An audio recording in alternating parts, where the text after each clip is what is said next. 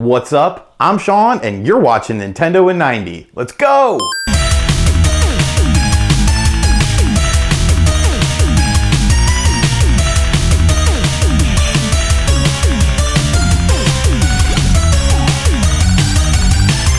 The biggest news going on right now is the Nintendo NX and a potential 2016 release. First up, we had GameStop send out an intent to purchase form that basically lets them know what consumers are looking forward to in the next 12 months. All of the products listed, such as Oculus Rift, come out in the next 12 months, and the Nintendo NX was listed as one of the products. It's very interesting to see.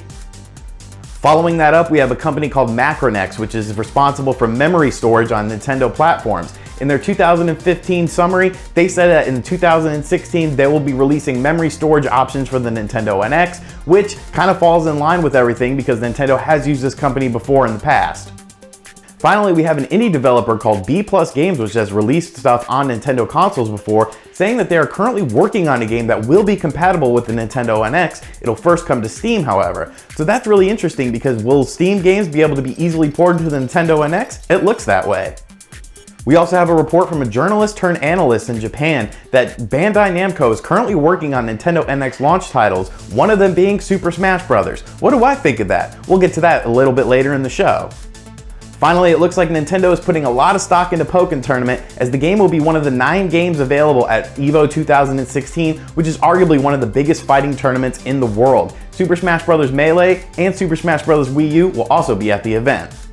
Now before we get to what does this all mean, let's toss it over to Jason with Nindies and 90. Not even 5 seconds on the show and already I have to correct Sean on a few things. One headline he missed, big one, Detective Pikachu was announced for the 3DS over in Japan. Not yet confirmed yet for North America, but looks like a really cool game in which you solve mysteries with your trusty aide Pikachu. This is a different Pikachu. He loves coffee and likes to hit on women. Alright, now let's start this clock and let's do these Nindies and 90.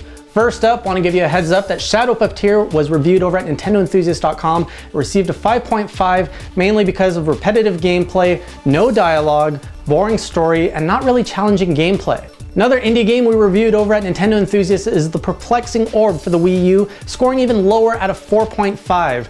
The level design was said to be uncreative, the music was annoying, and just overall not that great of a package. Alright, now if we look to the future of Nindies, we have some new releases coming to the Wii U. First up is Dual Core. This is a twin-stick shooter game in which you play with your companion Corby, or you can play cooperatively with a friend.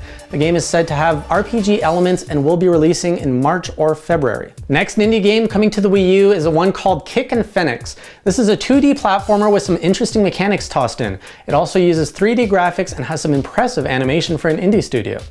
And coming from the same developer, we have a game called Devil's Dare, also coming to the Wii U. This is a 2D beat-em-up zombie game in which you just beat up zombies with up to 4 friends.